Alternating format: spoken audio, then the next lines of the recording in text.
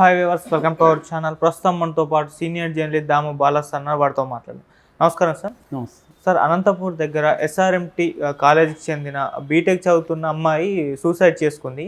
So ఆ సూసైడ్కి సంబంధించి తన లేఖ కూడా రాసింది. మరి ఎవరా అమ్మాయి, ఆ లేఖలో ఏముంది, దీనికి గల కారణాలు ఏంటి సార్? అనంతపూర్ జిల్లా బుక్కరాయి సముద్రం దగ్గర ఎస్ఆర్ఎంటీ కాలేజ్, ఇంజనీరింగ్ కాలేజీలో బీటెక్ చదువుతున్న కే కవిత అనే అమ్మాయి ఆత్మహత్య చేసుకుంది. ఆ అమ్మాయి ఒక సూసైడ్ లెటర్ కూడా రాసింది. ఆ లెటరు నా దగ్గరికి వచ్చింది. దాంట్లో ఏముందని నేను చదువుతాను, ఎందుకంటే ఇది ఒక ఇంపార్టెంట్ ఆస్పెక్ట్. అమ్మా నాన్న నాకు బతకాలని లేదు, అందుకే చచ్చిపోతున్నా. ఇన్ని రోజులుగా కాపాడుకుంటూ వస్తున్న నా స్టేటస్, నా వాల్యూ అన్నీ ఇక్కడికి వచ్చాక పోగొట్టుకున్నా. Because of negative over thinking. అందరితో నార్మల్గా ఉండాలనుకుంటా, బట్ కానీ అందరిలాగా హ్యాపీగా బతకలేకపోతున్నా. నా తెలివి తక్కువ తనం వల్ల నేనే తప్పు చేయకున్నా అందరూ నన్ను తప్పుగా అనుకునేలా చేస్తున్నా. నేను ముందే సైలెంట్ అండ్ అందుకే ఈ మధ్య ఓవర్ థింకింగ్ చాలా ఎక్కువైంది. నేనేం మాట్లాడుతున్నానో నాకే అర్థం కాని స్థితిలోకి వెళ్ళాను. ఏ పని చేసినా నిదానంగా గంటలు. అమ్మా నాన్న, మీ రుణం ఈ జన్మలో తీర్చుకోలేకపోతున్నా. మిమ్మల్ని బాధపెట్టి చాలా తప్పు చేస్తున్నా. ఇంత చదివి కూడా నెగిటివ్ ఓవర్ థింకింగ్ అడిక్ట్ అయిపోయి ఉన్నానంటే ఉంటూ అన్నట్టుగా బతికా. ఇంకా ఇలానే బ్రతకడం నా వల్ల కాదు. ఇక్కడగా సరిగా చదువుకోను లేను, అలాగని ఇంటికెళ్ళి పనులు చేస్తూ బ్రతకడం నా వల్ల కాదు. ఇప్పుడున్న సమాజంలో నేను అసలు బ్రతకలేను. అలాగని ఇంటికెళ్ళి అమ్మ నాన్నలకు భారం అవ్వలేను. ఈ భూమి మీద ఉండి రోజు చస్తూ బతకడం నా వల్ల కాదు. అందుకే పూర్తిగా చచ్చిపోతున్నా. ఎంత మారి అందరితో కలిసి చదువుకుంటూ తిరగాలని అనుకున్నా మారలేకపోతున్నా. ఇక మారలేనని అర్థమైంది, అందుకే చచ్చిపోతున్నా. ఇట్లు కే కవిత. అంటే ఈ మధ్యకాలంలో చాలామంది ఆత్మహత్యల గురించి కూడా మనం మాట్లాడుకున్నాం, విద్యార్థులది. అయితే దీనిలో ఒక కొత్త ఆస్పెక్ట్ ఏంటంటే నెగిటివ్ ఓవర్ థింకింగ్ అనేది ఈ అమ్మాయి చెప్పింది. సో నెగిటివ్ ఓవర్ థింకింగ్ అంటే ఏంది అని మనం చూసినప్పుడు, నెగిటివ్ బిలీఫ్స్ని నెగిటివ్ థింకింగ్ అంటారు. యాక్చువల్గా నెగిటివ్ బిలీఫ్ అంటే నెగిటివ్గా మనం నమ్ముతాం ఒక విషయాన్ని. అది యాజ్ ఇట్ ఈజ్గా మనం దాన్ని అనలైజ్ చేసే శక్తి కోల్పోయినప్పుడు నెగిటివ్గా నమ్మడం అనేది మొదలు పెడతాం. ఈ నెగిటివ్ థింకింగ్ అనేది డిఫైన్ చేసినప్పుడు నెగిటివ్ బిలీఫ్స్ అనేది సైకాలజిస్టులు అంటారనమాట. అంటే దీంట్లో ప్రధానంగా ఏంటంటే జంపింగ్ టు కన్క్లూజన్స్. ముందు దాన్ని అనలైజ్ చేయకుండానే కన్క్లూజన్కి వచ్చేస్తాం. ఒక సంఘటన జరగగానే నెగిటివ్గా కన్క్లూజన్కి వచ్చేస్తాం. ఇప్పుడు అదేదో జరిగింది, నేను ఒకటి రాశాను, నువ్వు అది బాగాలేదన్నావు. ఎందుకు బాగాలేదని అనలైజ్ చేయకుండా నేను అసలు బాగా రాయను, నేను ఎప్పుడు బాగా రాశాను, నేను బాగా రాయలేను, నేను ఫెయిల్యూర్ అయిపోయాను అన్న దీనికి వెళ్ళిపోవడం.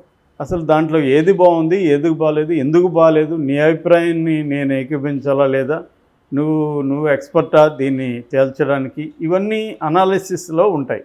కానీ ఈ అనాలిసిస్ లేకుండా బ్లైండ్గా ఒక నెగిటివ్ బిలీఫ్లోకి వెళ్ళడమే నెగిటివ్ థింకింగ్. రెండవది కెటాస్ట్రోఫైజింగ్ అంటారు. కెటాస్ట్రోఫైజింగ్ అంటే ప్రతిదాన్ని వరస్ట్ దాంట్లో అవుట్కమ్లోకి వెళ్ళిపోవడం, జంప్ చేసి. సో నువ్వు బాగాలేదన్నావు కాబట్టి, నేను పనికిరాను కాబట్టి నేను ఇంకా వేస్ట్ బతకడం. This is called catastrophic thinking. అంటే ప్రతి విషయంలో వరస్ట్గా వెళ్ళడం.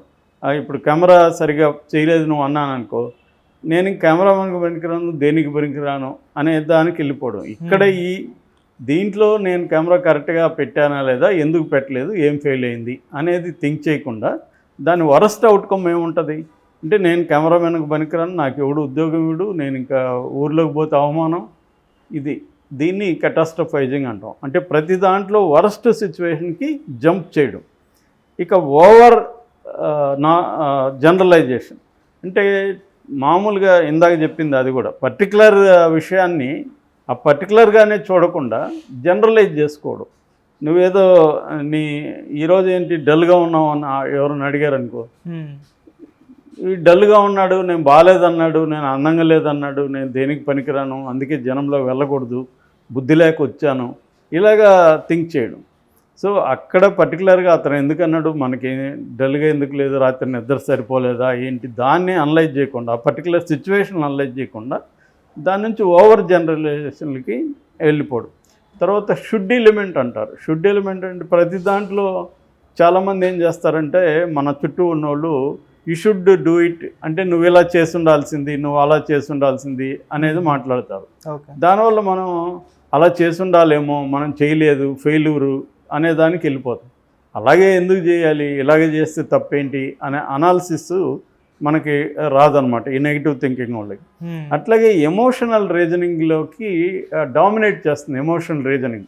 అంటే మనకి మామూలుగా ప్రధానంగా 2 విషయాలు మనిషిని నడిపిస్తుంటాయి. ఒకటి ఎమోషన్స్, 2 రీజనింగ్. అంటే మనం ఇప్పుడు ఎమోషన్స్ అంటే ఏంటి, ఏదో ఒక మాట అన్నాను నన్ను, ఇమీడియట్గా నేను ఎమోషన్, కోపం కావచ్చు, బాధ కావచ్చు, అటువంటి ఎమోషన్లోకి వెళ్ళిపోవడం.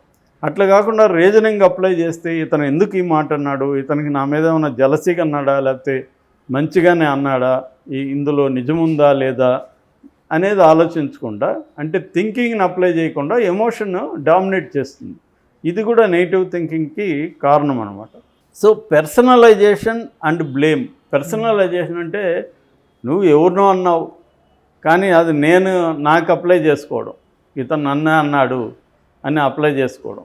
అట్లా ఎవరన్నా ఏదన్నా మన ఎదురుగా ఏదో మాట్లాడితే కూడా, లేదు ఇతను కావాలని అలా అన్నాడు కానీ నన్నే అన్నాడు అని పర్సనలైజ్ చేసుకొని బాధపడ్డాం. ఎక్కువగా స్టూడెంట్స్లో ఈ ప్రాబ్లం ఉంటుంది. టీచరు ఎవరినో అంటే కూడా నన్నే అన్నాడు అనుకోవడం, లేదా పక్క ఫ్రెండ్ 2 అమ్మాయిలు ఎవరితోనో మాట్లాడుకుంటే నా గురించే మాట్లాడుకుంటున్నారు అనుకోవడం. ఇది పర్సనలైజేషన్ అండ్ బ్లేమ్ అనమాట. సో ఇది బేసిక్గా ఈ లక్షణాలు ఉంటే నెగిటివ్ థింకింగ్ అంటాం. అయితే నెగిటివ్ థింకింగ్ కారణాలు ఏంటి అనుకున్నప్పుడు ఎక్కువగా కారణాలు ఏంటంటే, ఒకటి డిప్రెషన్ ఉండడం, యాంగ్జైటీ ఉండడం, స్ట్రెస్ ఉండడం, సోషల్ యాంగ్జైటీ అంటారు. సోషల్ యాంగ్జైటీ అంటే వేరే వాళ్ళని కలిసినప్పుడు మనకి చాలామందికి ఈ నెగిటివ్ థింకింగ్లు వస్తాయి. ఒంటరిగా ఉన్నప్పుడు కంటే కూడా వేరే క్రౌడ్లోకి వెళ్ళినప్పుడు నెగిటివ్ థింకింగ్ వస్తుంది. ఎందుకంటే వాళ్ళు ఫర్ ఎగ్జాంపుల్ బాగా అలంకరించుకొని బాగున్నారు, ఇమ్మీడియట్గా మనకి నెగిటివ్ థింకింగ్, నేను బాగాలేదు, నేను వేస్ట్, నేను దేనికి పనికిరాను అన్న నెగిటివ్ థింకింగ్లోకి వస్తుందన్నమాట. ఓకే. సో రెండవది డిప్రెషన్ వల్ల కూడా మనం దేనికి పనికిరాము లైఫ్లో, మన లైఫే వేస్ట్ అన్న థింకింగ్లోకి వెళ్తాం అన్నమాట.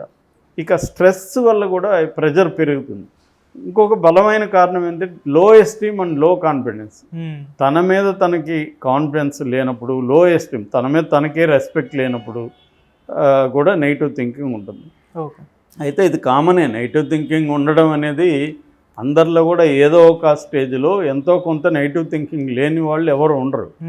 నెగిటివ్ థింకింగ్ అనేది అన్నిట్లో బ్యాడ్ కూడా కాదు, కొన్నిట్లో నెగిటివ్గా ఆలోచించడం కూడా మంచిదే. ఏదన్నా ఇప్పుడు ఒక పని చేస్తున్నాం, ఈ పని చేయడంలో రిస్క్లు ఏంటి, దీంట్లో నెగిటివ్ ఎఫెక్ట్ ఎలా ఉండొచ్చు, దానికి మనం రెడీగా ఉన్నామా లేదా అన్నది ఆలోచించడం తప్పు కాదు. దాని నెగిటివ్ థింకింగ్ కిందకి రాదు. అది నెగిటివ్ థింకింగ్ అనేది ఒక బ్యాడ్ దీంట్లో కాంటెక్స్లో ఎప్పుడు వస్తుందంటే, అది నిన్ను నెగిటివ్గా అఫెక్ట్ చేస్తున్నప్పుడు. ఇప్పుడు ఒక పని చేస్తున్నాం, ఆ పని చేసేటప్పుడు ఇది మంచిగా చెడ్డ, దీంట్లో చెడేముంది, నెగిటివ్ ఏమేమి ఉన్నాయి దీంట్లో, ఇప్పుడు ఒక ఇల్లు కొనాలి, దీంట్లో ఏమేమి నెగిటివ్స్ ఉన్నాయి ఆ ఇంట్లో అనేది ఆలోచించడం తప్పు కాదు. పాజిటివ్స్ ఏమేమి ఉన్నాయి, నెగిటివ్స్ ఏమేమి ఉన్నాయి అనేది థింక్ చేయడం తప్పు కాదు. అంటే ఆబ్జెక్టివ్గా లాజిక్ని, రీజన్ని అప్లై చేసి ఒక విషయాన్ని స్టడీ చేస్తున్నప్పుడు బోత్ పాజిటివ్స్ అండ్ నెగిటివ్స్. అట్లాగే మనలో కూడా, మనం చేసే పనిలో మనలో ఏం నెగిటివ్ ఇష్యూస్ ఉన్నాయి, దాన్ని ఎలా అధిగమించాలి, ఇది మంచిది యాక్చువల్గా అనాలిసిస్ చేసుకున్నప్పుడు. అట్లా కాకుండా అది బ్యాడ్గా నీ అఫెక్ట్ చేస్తున్నప్పుడు మాత్రం డేంజర్ అన్నమాట. సో నెగిటివ్ థింకింగ్ని ఎలా ఆపగలం అనేది ఉన్నప్పుడు, ఇట్లాంటి నెగిటివ్ థింకింగ్ వచ్చినప్పుడు ఫస్ట్ పాజ్ ఇవ్వమంటారు సైకాలజిస్ట్. పాజ్ అంటే ఫస్ట్ నీ లైఫ్లో ఏం జరుగుతుందో అక్కడ ఆగి ఒకసారి మైండ్ఫుల్నెస్ అంటే ప్రజెంట్ని థింక్ చేయడం. ఈ ప్రజెంట్లో మనం ఏం చేస్తున్నాం, పాస్ట్ వదిలే ఫ్యూచర్ వదిలి. ఎక్కువగా నెగిటివ్ థింకింగ్ పాస్ట్ ఫ్యూచర్కి సంబంధించింది ప్రజెంట్ కంటే. అంటే గతంలో నేను ఇంతకుముందు కూడా ఫెయిల్యూరే, ఎప్పుడు నేను సక్సెస్ అయింది లేదు అనుకోవడం, ఫ్యూచర్లో కూడా నేను పనికిరాను అనుకోవడం. ఇది కాకుండా మైండ్ఫుల్నెస్ అంటే ప్రజెంట్ సిచ్యువేషన్లో ఏం జరుగుతోంది. అన్నిటికంటే ముఖ్యంగా సిబిటి అని ఉంటుంది. సిబిటి అంటే కాగ్నిటివ్ బిహేవియరల్ థెరపీ. ఈ సిబిటిలో ప్రధానంగా చెప్పేది ఏంటంటే థాట్ డైరీ రాయమంటారు. అంటే నీ థాట్స్ని రాస్తే ఈరోజు ఏం థాట్ వచ్చింది అది రాసామనుకో, దాన్ని అప్పుడు అనలైజ్ చేయొచ్చు. ఈ థాట్ వల్ల మనకు లాభమా నష్టమా, ఈ థాట్ మనల్ని జీవితాన్ని ఎలా ఎఫెక్ట్ చేస్తుంది అనేది అనలైజ్ చేయడానికి థాట్ డైరీ రాయడం అనేది చాలా ఇంపార్టెంట్. ఇలాంటి వాళ్ళకి, నెగిటివ్ థింకింగ్ ఉన్న వాళ్ళకి వాళ్ళ థాట్స్ అంతా కూడా రైటింగ్లో పెడితే నీకు ఆబ్జెక్టివిటీ వస్తుంది. ఓకే. తర్వాత కొంత మెడిటేషన్ లాంటిది చేయడం కూడా ఇంపార్టెంట్ వీళ్ళకి. మెడిటేషన్ అంటే ఏంటి, మన థాట్స్ని మనమే అబ్జర్వ్ చేసుకుంటూ ఉండడం, మన ఆలోచనలని మనం వేరేవిలాగా వాటికి దూరంగా జరిగి డిటాచ్ అయ్యి మన ఆలోచనని అబ్జర్వ్ చేయడం ద్వారా మనకి వాటి మీద అండర్స్టాండింగ్ పెరుగుతుంది. తర్వాత సైకాలజిస్టులు కలవడం కూడా చాలా ఇంపార్టెంట్ ఇలాంటి వాళ్ళకి. ఇప్పుడు మనం చెప్పేవన్నీ చాలామంది చేయలేరు, కాబట్టి ఏం చేయాలంటే వాళ్ళు సైకాలజిస్టులు కలవాలి. ఇటువంటి కాలేజెస్లో కూడా సైకాలజిస్టులు అనేవాళ్ళు ఉండడం చాలా ఇంపార్టెంట్, కౌన్సిలర్స్ ఉండడం అనేది. ఓకే. సో దానివల్ల ఏమవుతుందంటే వీళ్ళు తమ భావాలంతా సైకాలజిస్టుల దగ్గర చెప్పుకోరు. ఇప్పుడు ఈ అమ్మాయికి ఉన్న ప్రాబ్లం ఏంటంటే, ఈ కవిత వేరే వాళ్ళతో ఎవరితో షేర్ చేసుకోలేదు. తర్వాత నేను చాలాసార్లు చెప్పాను, ఎక్కువగా ఆత్మహత్యలు ఇలాంటి కాలేజెస్లో ఎవరు చేసుకుంటున్నారంటే వాళ్ళ పేరెంట్స్ పూర్గా ఉండడం, అన్ఎడ్యుకేటెడ్గా ఉండడం, ఆ పిల్లలుని కష్టపడి వాళ్ళు ఏదో వ్యవసాయం చేసి కూలి పని చేసి ఇంకోటి చేసి కష్టపడి వాళ్ళని చదివిస్తారు.